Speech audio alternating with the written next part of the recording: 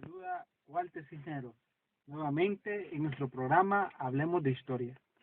En esta oportunidad vamos a hablar acerca de un tema muy importante, ya que este año 2015 tenemos el 23 aniversario de los acuerdos de paz.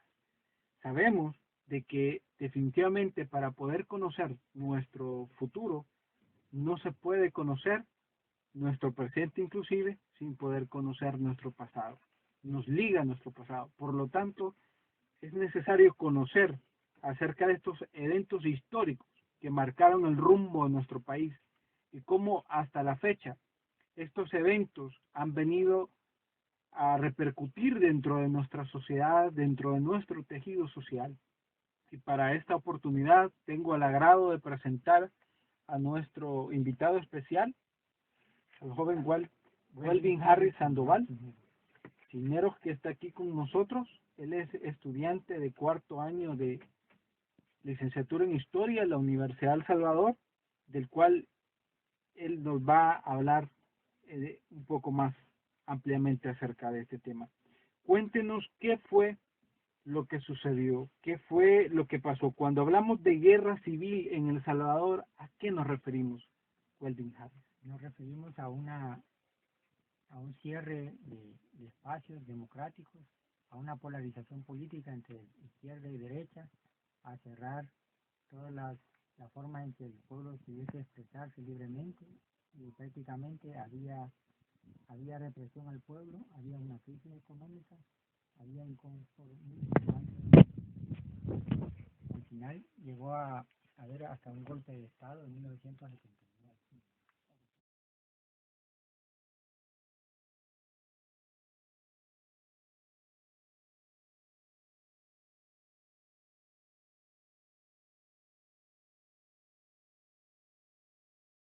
Bienvenidos a Hablando de Historia. Hoy vamos a tratar el tema de la guerra civil en El Salvador. Mi nombre es Mario Sandoval y acompáñenme a esta entrevista a conocer las causas y el desarrollo de la guerra en nuestro país. La guerra de El Salvador se da entre los años de 1979, formalmente a partir de 1980, hasta el año de 1992. La guerra se da en un contexto de guerra fría entre dos potencias mundiales, Estados Unidos y la Unión Soviética, y que de alguna manera esto afectó a todo el mundo, incluyendo nuestro país. Este día tengo el agrado de poder entrevistar a un experto en la materia, a Welvin Sandoval, quien nos hablará acerca del desarrollo de la guerra en nuestro país. Primeramente, hay que tal vez irnos un poco atrás en los orígenes de la desigualdad social para comprender un poco el contexto en el cual se da la guerra. Podemos remontarnos quizás hasta la época en que se anularon los ejidales, a finales del siglo XIX, y también a la masacre de 1932, ¿verdad? Pero políticamente, en 1930 se funda el Partido Comunista Salvadoreño, fundado por Augusto Farabundo Martí, y el cual fue fusilado en 1932 por el general Maximiliano Hernández Martínez, porque lo culpó a él y otras personas más de haber sido los instigadores del levantamiento en el occidente del país, principalmente en Sonsonate, en Aguizalco, Izalco, Teotepeque y otros lugares más. A él lo culpó de eso y lo mandó a fusilar. Perdón. Y por eso el Partido Comunista salió en desbandada. Unos huyeron a otros países, algunos de ellos fueron a México, otros a Guatemala, otros a Honduras, Nicaragua, incluso unos que otros llegaron a Cuba. Y allá fue donde, y algunos fueron más lejos, fueron a Rusia. Y así fue que se fueron ellos involucrando en movimientos pro izquierda y fueron adoctrinándose. Y luego de derrocar al general Maximiliano Hernández Martínez, hubo una cierta pequeña apertura política. Ellos regresaron al país y ya venían con aquellas ideas y con bastante bagaje de, de, de conocimientos acerca del marxismo, leninismo, del socialismo y ideas de izquierda. Ahora bien, el Partido Comunista Salvadoreño nunca pasó, se mantuvo en la ilegalidad, en la clandestinidad todo el tiempo, ¿verdad? Al principio era legal, Pero Hernández cuando Martínez, desde la época de Hernández Martínez se mantuvo en la ilegalidad, o sea, porque fue proscrito todo el que pensara como movimiento, como pensamiento de izquierda. Pero, sin embargo, el mismo partido fue fundado otros partidos pequeños que fueron desapareciendo, y en la medida en que los iban persiguiendo, ellos cambiaban la táctica, se daba una pequeña apertura política, volvían a aparecer con otro nombre, y algunos de ellos eran integrantes del Partido Comunista, otros solamente eran simpatizantes. Ahora bien, a través de los años 50 ya empieza a darse la situación de las dictaduras militares. Sé que algunas dictaduras fueron como que tuvieron un contexto más social y otras más represivas. También se da ahí en ese caso no hubo ninguna apertura política tampoco, sino que todavía había bastante represión política, ¿verdad? En 1948 se da la pequeña apertura, pero se va cerrando los espacios, que en 1950 se cierran completamente los espacios a la oposición. Entonces prácticamente el que ganaba las elecciones ganaba el gobierno, ganaba las alcaldías, ganaba la asamblea y prácticamente controlaba todo. Y la oposición, y si no, o sea, prácticamente se quedaba sin nada. Okay. Entonces, ahora abordando un poco el contexto social, había mucha gente que emigró en esos años también hacia otros países, principalmente Honduras, que fue lo que después provocó el problema y con la población de allá que nos estaban expulsando la gente y provocó la guerra de 1969, si no estoy equivocado, que es donde se da la guerra contra Honduras a raíz de las agresiones que sufre nuestra gente. Y también esa guerra termina con el mercado común centroamericano y eso también sumado a la crisis del petróleo de los años 70 y una crisis internacional que había en esa época de la OPEP, provoca una crisis económica generalizada que afecta a El Salvador y que ya también como que sirve de caldo de cultivo a que estas personas se levanten o se incorporen a movimientos sociales que ya estaban también alrededor del mundo, bueno, por hablar de algo del movimiento del 68 en Francia, de varios movimientos de izquierda que estaban correctos. Entonces, en ese contexto es que empiezan a formarse ya las primeras guerrillas, aparte del fraude, de un fraude bien famoso que ustedes sabrán mejor que yo, El 1972 y el de el de 77. de esas elecciones fraudulentas, ¿verdad? Que ya orilla que muchos movimientos ya no consideran la vía democrática, sino que únicamente la vía armada para lograr cambios en nuestro país. ¿No estoy en lo correcto? Sí. El 15 de octubre de 1979 se da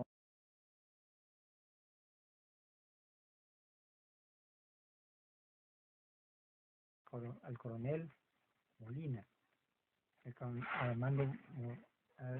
coronel, al coronel que estaba gobernando en ese tiempo. Y ese golpe de Estado prácticamente al coronel Carlos Humberto Romero. Él había sido ministro de Defensa anteriormente, pero después llegó a ser presidente, pero en unas elecciones fraudulentas. En esas elecciones fraudulentas y empezó a reprimir al pueblo. En 1979 hay una gran represión al pueblo en la Catedral de San Salvador y hay muchas personas heridas y algunos muertos. Y entonces Washington le retira el apoyo en septiembre de ese mismo año, 1979, y es un caos social. Hay una lucha de poder en la derecha, y entonces se da un golpe de Estado de militares jóvenes con militares de avanzada, progresistas, que querían cambio en este país. Ahora bien, el golpe del 79 también tiene la idea de producir reformas sociales, de algún modo de quitarle también las reivindicaciones que hacía la izquierda de justicia social. Es decir, una manera, como lo conocen los estadounidenses, de decir, quitarle el agua al pez. Es decir, sin volverse a la izquierda, sí hacer reformas sociales. Sin embargo, eso tocó muchos intereses de la oligarquía, que de sendos terratenientes, que prácticamente tenían mucho poder en el país y que obviamente eso no les hizo ninguna gracia, y hubo un segundo golpe de Estado que quitó eso, hasta donde... Sí, porque en la primera junta de gobierno, el coronel Jaime Abdul Gutiérrez estaba ahí, y estaba también el coronel Adolfo Arnoldo Majano, que había sido de la escuela militar, jefe el subdirector de la escuela militar. Y también estaba el Román Mayorga Quiroz, que era de la Universidad Centroamericana José Simeón Cañas, UCA. Estaba el doctor Guillermo Manuel Hugo del Movimiento Nacional Revolucionario, MNR.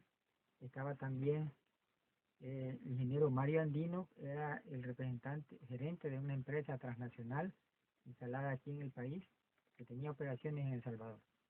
Después de ellos conformaron la primera junta cívico-militar, pero después de esa presión de la derecha, y que también el FPL, el Frente Popular de Liberación, declaró que estaba en contra de la Junta Cívico-Militar elegida el 18, 3 días después del golpe, que era el 15 de octubre, el 18 de octubre habían elegido a ellos, y el 23 de octubre de ese mismo año, el Frente Popular, Fuerza Popular de Liberación, se declaran en contra de la Junta Cívico-Militar, y la derecha también empieza a, a ver presión, vacío de poder, y empiezan a presionar para cambiar esa junta, porque no confían en algunos miembros de la junta.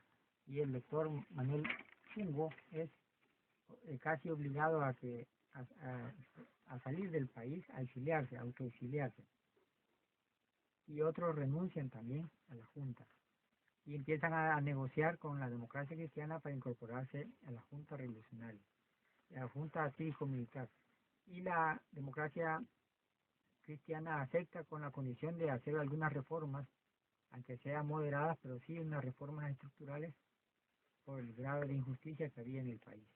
Ahora bien, en ese contexto, la izquierda, la reacción a esos golpes es que también ella se radicaliza más, y hasta donde yo recuerdo también llega un momento donde se empiezan a unir a pedido de Cuba, porque antes había muchas organizaciones dispersas y que se conforman en una sola bandera bajo lo que conocemos como el Frente Farabundo Martí para la Liberación Nacional, el FMLN. Ya para ese año también, aunque también eso abarcaba grupos de diversa índole ideológica, que eso también devino posteriormente purgas internas y conflictos. Empecé con la entrevista, me decía de que se agrupan varias organizaciones bajo el Frente Farabundo Martí, y que empiezan también a recibir apoyo del lado de la Unión Soviética vía Cuba, pero más que todo ideológico, ¿verdad? Creo que fue Vietnam quien les proveyó bastante del armamento. A nivel ideológico, tuvo bastante apoyo de la Iglesia Católica, de una facción de la Iglesia Católica a través de los jesuitas y Gacelano, entonces eran, que también eso lo volvieron a ellos unos blancos después del ejército, ¿verdad? Que también con las consecuencias que nosotros conocemos. ¿qué papel tuvo la iglesia en la conformación de estos grupos y de qué manera influyó en su creación? La iglesia prácticamente vino a unir a diferentes organizaciones campesinas y a laicos que iban a la iglesia, pero no tenían un cargo en la iglesia, solamente eran feligreses.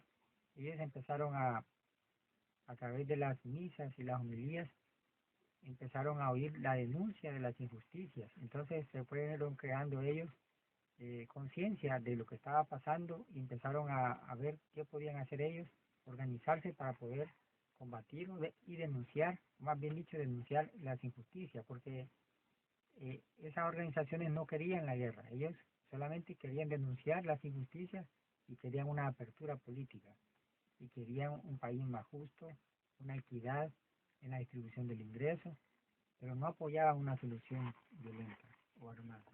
En ese contexto también de la guerra, justo antes de la guerra, también se da el asesinato de Monseñor Romero por parte de fundadores de Arena. Más antes se le habían matado también a Rutilio Grande, amigo de Monseñor Romero, y a raíz de eso es que se le toma una postura más hacia el pueblo.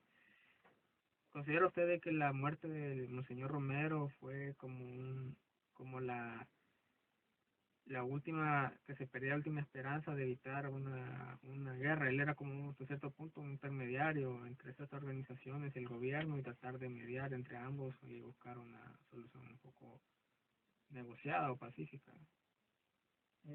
Prácticamente la guerra ya había presiones para haber conflicto, porque había una polarización tanto en la derecha como en la izquierda. Pero aún así había movimientos que estaban en contra de la violencia, pero esas voces fueron acalladas, algunas violentamente, otros fueron secuestrados, algunos de ellos fueron hechos prisioneros políticamente y otros fueron perseguidos, tuvieron que abandonar el país. Entonces prácticamente se dejó camino libre para la violencia. En ese aspecto, al cerrar todas las formas de poderse expresar libremente, existían organizaciones como Orden, Organización Democrática Nacionalista, estaba la Falange, estaban la Mano Blanca, estaban grupos que eran como de exterminio, de escuadrones de la muerte, que hacían limpieza. Todo aquel que opinara en contra del gobierno lo tomaban como que era enemigo del gobierno y lo perseguían, lo torturaban o lo masacraban o lo desaparecían, porque hay unos que no se encontraban ni vivos ni muertos, o sea, que están como desaparecidos. Ahora bien, la guerra estalla ya formalmente con la conocida ofensiva final. Es decir, le minaron que en realidad después se llamó la ofensiva popular prolongada.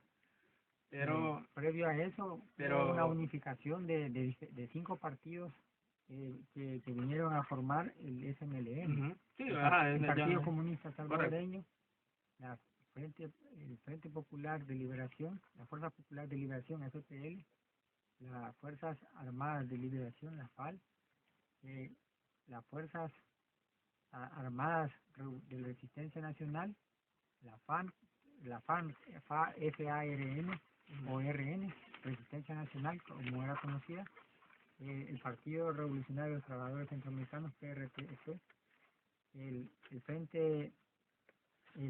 Frente Popular de Liberación, FPL.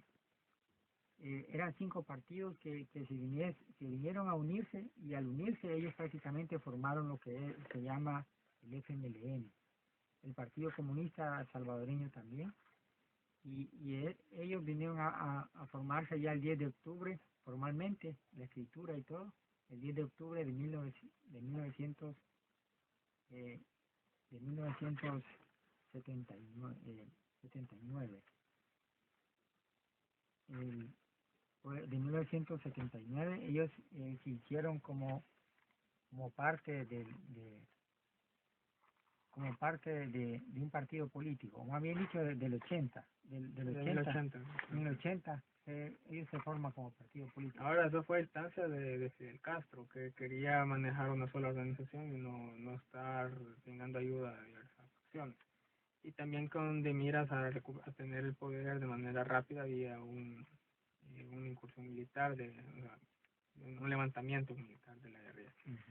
Ahora bien, tengo entendido que si bien fue una batalla bien intensa y todo, la reacción de Washington fue aumentar también la ayuda militar y eso fue lo que hizo que el gobierno sobreviviera, porque realmente estuvo a punto de caer en los primeros años. Estamos hablando de los años 81, 82. Ahora, políticamente, también la derecha tuvo una respuesta a eso, porque ya no se sentían representados o sentían que eran muy moderados tal vez la, la derecha que estaba participando políticamente a través del PCN o PDC, como que ya no los representaba mucho y deciden crear su propio partido que tiene como base gente que mucho empresario, mucho cafetalero que salió afectado por la reforma agraria, ellos aprovecharon eso, también terratenientes o gente que se vio, empresarios que se vieron afectados por los secuestros y o sea, fue como una masa de derecha que dijo, bueno, vamos a fundar nuestro propio partido para incursionar ya directamente en política, no ser intermediarios como lo venían haciendo antes, refiriéndonos a PCN, ¿verdad?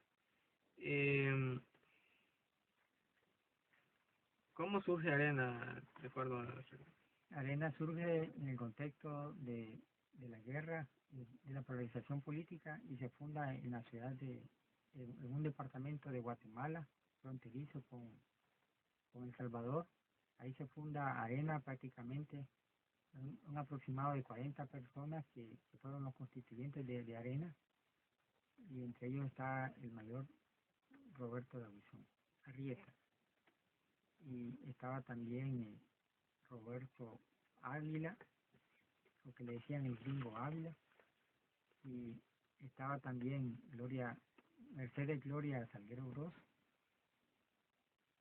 y habían otros más que conformaron el partido Arena. Ellos lo fundaron en Guatemala porque ahí estaba viviendo, ahí tenía su residencia Davison, y estaban más seguros ahí que aquí mismo, porque más adelante Davison es detenido cerca de la frontera y llevado prisionero a una brigada militar, y ahí el coronel Medrano, que estaba esperando órdenes para ver qué podía hacer con él. Y él estaba en el Estado Mayor Conjunto de la Fuerza Armada, pero necesitaba órdenes. Y como él quería mandarlo a fusilar, pero vino una orden expresa de lineamientos de Estados Unidos que iban a impedir eso, y por eso nombran al general García en vez del coronel Medrano.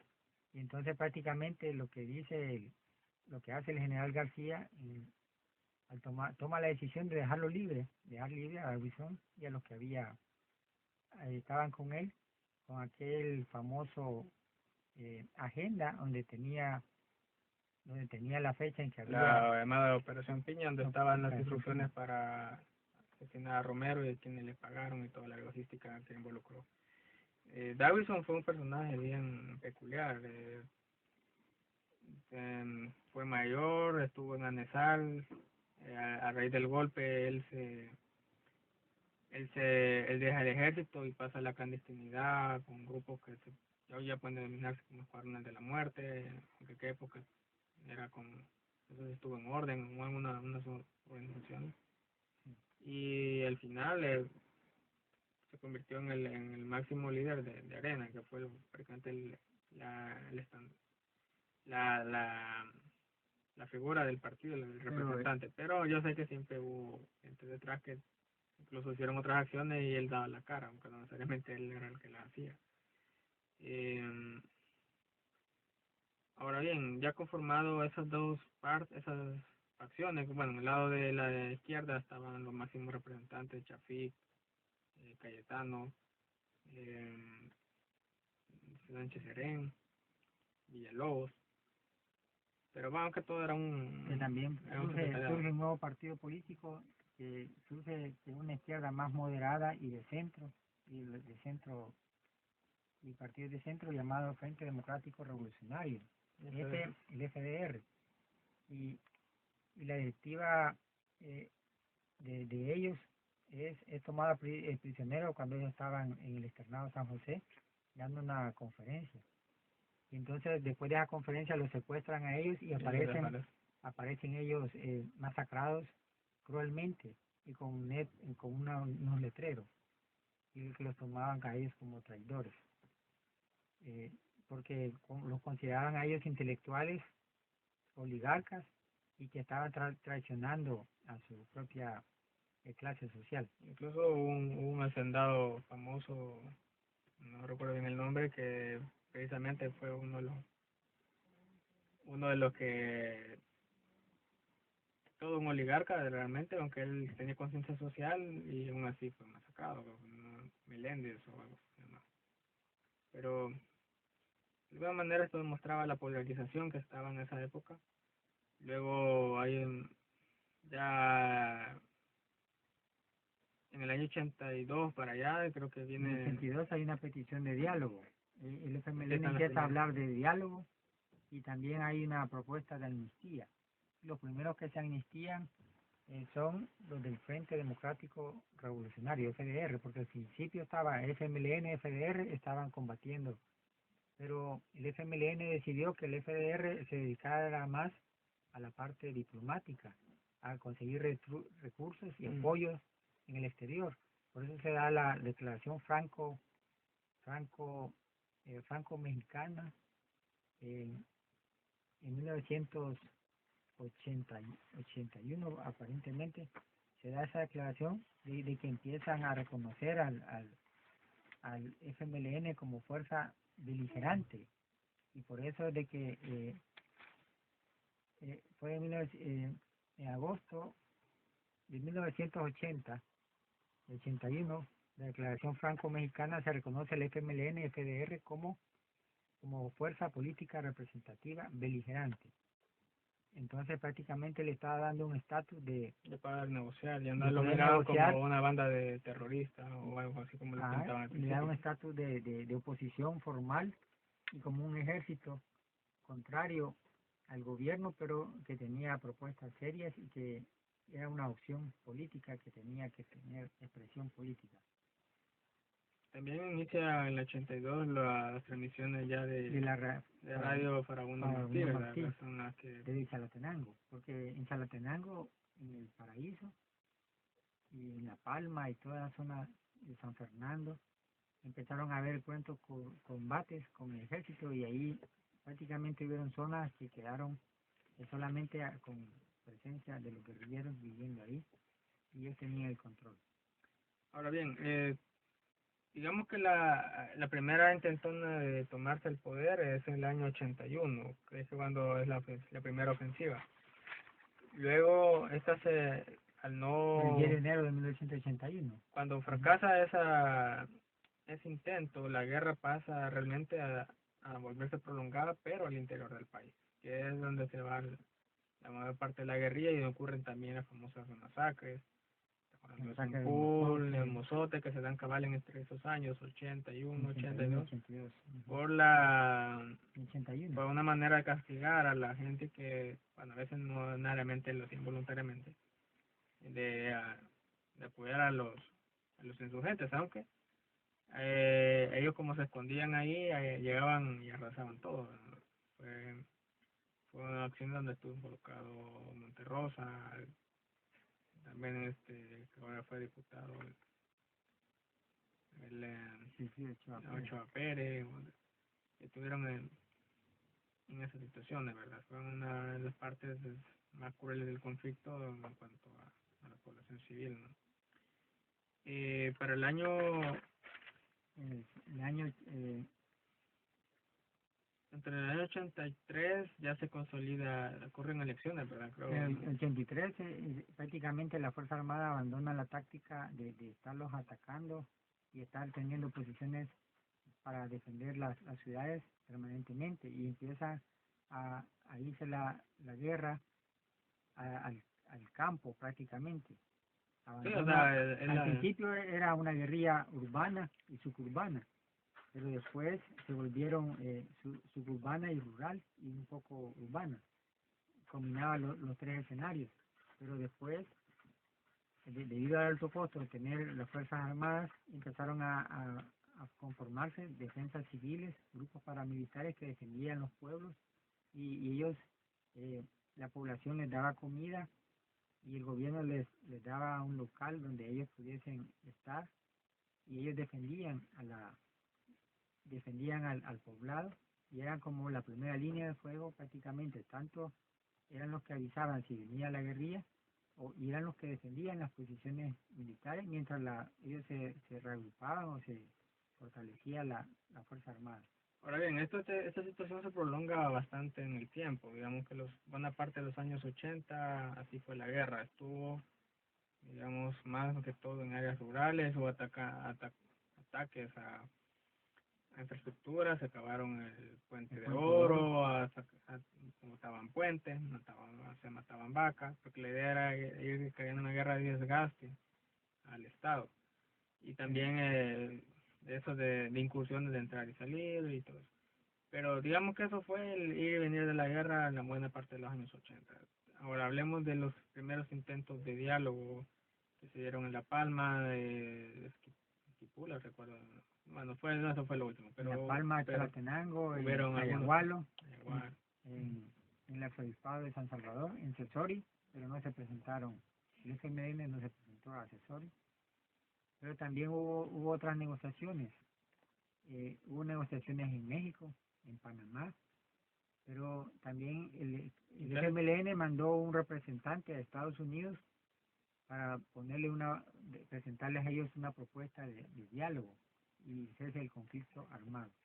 Prácticamente, como quien dice, querían ellos negociar con los que estaban financiando a los militares y al gobierno que estaba de turno, directamente con ellos. Y allá fueron recibidos y prácticamente allá fue que cambió la perspectiva de Washington, porque allá habían dos corrientes, una pro guerra y una corriente pro paz. Pero fue acallando la que era pro guerra y como ocurre en 1989, el 11 de noviembre, una ofensiva militar y que dura 19 días, 50 posiciones, 50 lugares en San Salvador son atacados, entre ellas los municipios más populosos, Mexicanos, Soyapango, Ilopango, Ucatancingo, Yaxcalón, prácticamente todo el área metropolitana de San Salvador, los barrios de clase media, media baja, media y también barrios residenciales como la Escalón, la San Benito, o sea, los que no habían sufrido la guerra empiezan a sufrirla más directamente. Ahora el campo se viene a la ciudad. No podemos tener un poco en eso. Según he leído, esa guerra se da un poco como un intento.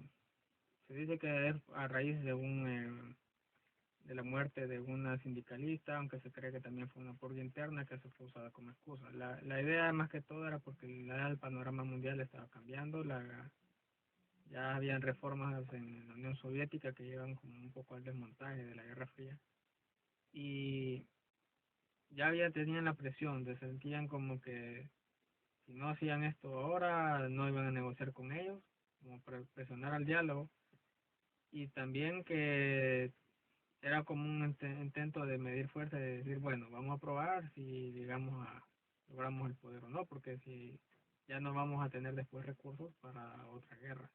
Fue como tomar esa, al final fue un empate, la verdad que no no se logró, pero también no los pudieron derrotar, o sea que y fue una de las cosas que precipitó la guerra. Ahora, en ese contexto también se da el asesinato de los padres jesuitas.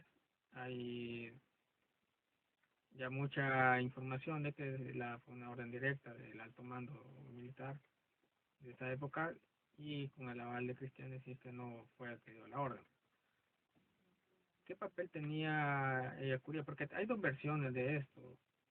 Siendo objetivo, se cree mucho que los jesuitas estuvieron muy involucrados en la guerra, aunque de un modo no tan pacífico, sino que a veces también clandestinamente los apoyaban o incluso participaban en la planeación de la guerrilla. Entonces, de algún modo, al quitar esas cabezas, el ejército, más bien, lo volvió un blanco, creyendo que quitando esas cabezas podían parar la guerra o al menos dejarlos en una fuerte base.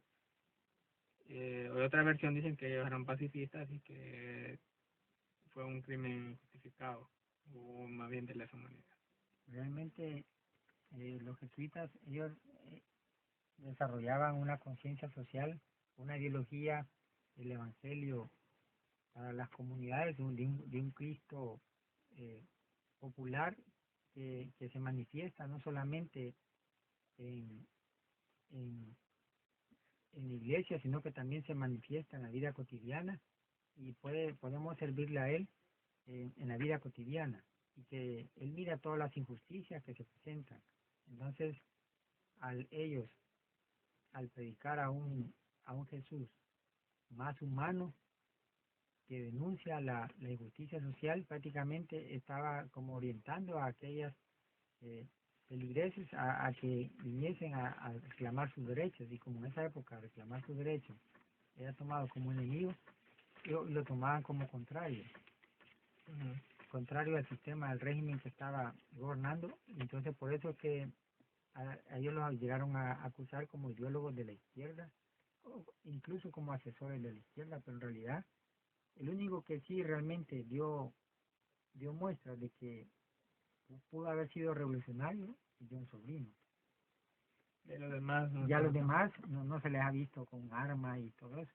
A John Sobrino sí, aún incluso él se jactaba de poder manejar un arma, el padre John Sobrino. De los jesuitas, el único que realmente se jactaba de tocar un arma y poder manejarlo y todo, y hasta lo confesó en videos, en entrevistas, el padre John Sobrino. De ahí los demás prácticamente es solamente como ideólogos nada más que fueron atacados.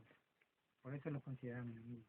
Ahora bien, vamos al año 91. Ya en esa época había una fuerte presión de Washington ya de parar la guerra porque ya se había acabado, ya había quedado el muro de Berlín en el 89, ya esto ya eran casi anacrónico estar con la Guerra Fría y ya de uno de los bandos ya no querían esto, ni seguir apoyando. Y del lado del frente también ya se habían quedado, digamos, sin mayor financiamiento de la Unión Soviética porque ya no ya se había acabado eso. Aún así el ejército siempre pensó de que pudo ganarles, aunque le faltaban unos años más. ¿Cree usted que eso es cierto, o que ellos hubieran podido, o que igual al final ellos fueron bastante presionados por Estados Unidos a firmar la paz? No era tanto como de su gusto hacerlo, ellos querían tener la victoria militar, ¿cierto? Prácticamente fue un empate, no ninguno dominó a ninguno, sino que más bien fue un empate. Al principio era desigual, pero ya después se fueron empatando. Y al final llegaron a comprender que a través de la violencia no podían llegar a ganar la guerra, ni un bando ni el otro bando. Y que al final era mejor dejar las armas, incorporarse a un partido político, pero para eso era necesario una serie de reformas y ajustes. Hace poco se estaba conmemorando la fundación del FMLN y el 10 de octubre de 1980. Y al ser entrevistada a una alta dirigente del FMLN, Marta Valladares, ella decía que el diálogo realmente empezó en el 82, que duró 8 años, pero ese diálogo no dio fruto porque había mucha polarización política. Pero la negociación política para la paz prácticamente solamente duró 2 años, del 90 al 92. Pero el diálogo, desde el 82 al 90 hubo diálogo, pero no había la voluntad Ninguno de los dos, cada de uno ninguno de los quería. dos y tampoco de las potencias que estaban detrás de cada uno de ellos, Ujú. de las partes en conflicto, para poder llegar a un acuerdo. Y también todo aquel que hablase de diálogo lo tomaban como traidor a la patria o como vendido al régimen o vendido a otros intereses. Entonces lo tomaban como enemigo tanto de un bando como del otro bando. Okay.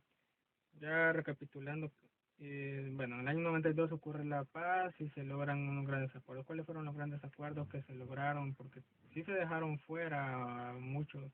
Más que todo fue como para calmar las aguas y lograr que el principal acuerdo hasta cierto punto fue lograr que el Frente participara en política y en mayores libertades y desmontar la Guardia Nacional, aunque ya no se tocaron otros temas que se reivindicaba a la izquierda y que se dejaron de fuera.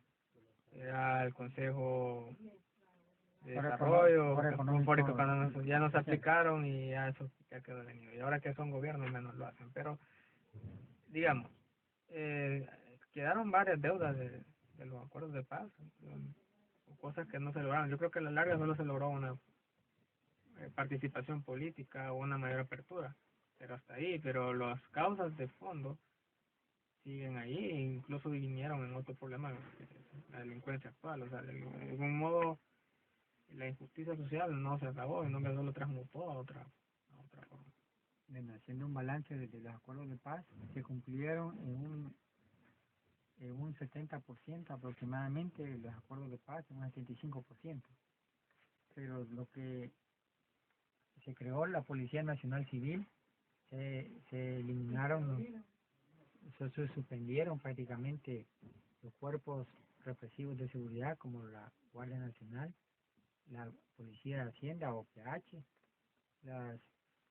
la Fuerza Armada se desmovilizó, que eran como 100.000 elementos, llegaron a reducirse solamente a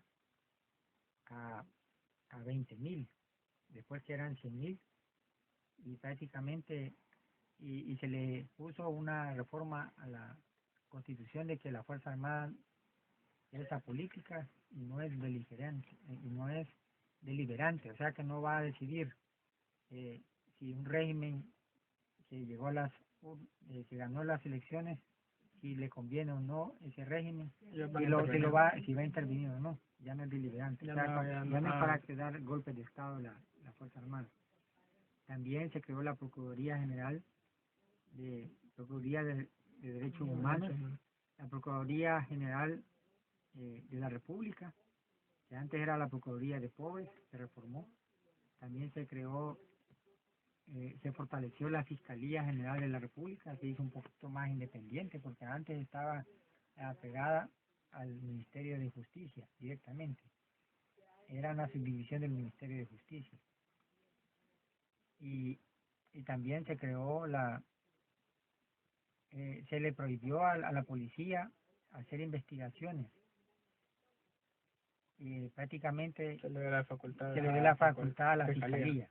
Y la policía se dejó como un ente garante de la ley, del respeto a la ley, auxiliar de la Fiscalía, pero ya no va a ser ella la que va a investigar directamente. Puede tener indicios de algo, pero no va a ser la que va a investigar, va a poner las pruebas y va a condenar. O sea, ya no va a hacer muchas cosas, no que solamente va a ser auxiliar de la Fiscalía, la que va a investigar es la Fiscalía. Y también se crearon programas para los desmovilizados, algunos de ellos, porque no todos, algunos se mandaron a Cuba del FMLN a restablecerse a Cuba. Hay otros que les dieron una porción de tierra, les dieron una batería de cocina, les dieron una cocina, un campo de gas, una parcela de tierra y implementos o aceros para poder cultivar la tierra. Algunos de ellos empezaron a cultivar la tierra, pero cayeron en mora con los bancos y perdieron la tierra. Otros lo que hicieron fue empezar a gastarse lo que le habían dado y le dieron como 1.000 colones o 10.000 colones y empezaron a gastarse eso y se quedaron sin nada. Otros que vendieron la tierra y lo que le habían dado y se fueron para Estados Unidos. Y hay unos que los dejaron sin nada porque quedaron fuera de los censos.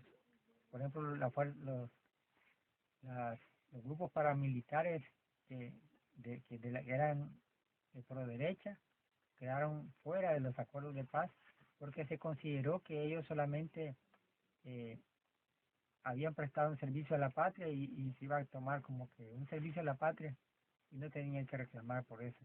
¿Cómo vamos a- Y que todavía estaban en edad de poder incorporarse a la vida productiva del país. Ok, finalmente, ¿qué reflexión puede tener usted acerca del conflicto armado? ¿Valió la pena? Eh, ¿Fue algo positivo para el país el que haya ocurrido esto? ¿Se logró algo? ¿O simplemente fue un suceso trágico de este país que no mayor cosa y que los problemas que originaron el conflicto aún están, incluso han evolucionado a delincuencia organizada que hoy conocemos como pandillas?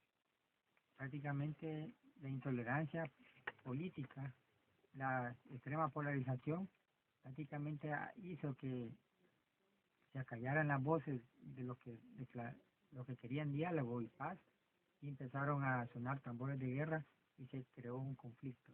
Más los intereses de las grandes superpotencias, la URSS por un lado y la Estados Unidos por otro, más los que querían vender armas y los que querían que el gobierno se hiciera préstamos para enjalanarse más, porque gran parte de la deuda externa del país ha sido producto de la guerra, porque antes de eso teníamos un superávit que prácticamente, a pesar de que había injusticia social, pero el país no era dependiente de los préstamos, podía autofinanciarse y tenían superávit. Ahora es al contrario, tenemos, se gastaron millones en reconstrucción, se indemnizaron a unos que participaron en la guerra, pero otros se dejaron fuera y prácticamente a los problemas de la injusticia social se profundizaron más, hubo más muerte, más dolor, más familias desintegradas, algunos de ellos de las familias emigraron a Australia, otros a Estados Unidos, otros a Europa, pero realmente varias familias se desintegraron, hay unos que prosperaron en otros países y hay otros que se olvidaron completamente de ese país. Pero si queremos salir adelante como salvadoreños, debemos de aprender del pasado para no cometer esos mismos errores en el presente y crear el diálogo, la negociación, como la tolerancia para poder convivir los unos con los otros. Las ideas se combaten con ideas, no con fusiles, y es la manera que podemos seguir adelante. Okay. Bueno, muchas gracias por su reflexión y esta ha sido la entrevista acerca de la Guerra Civil de El Salvador. Muchas gracias.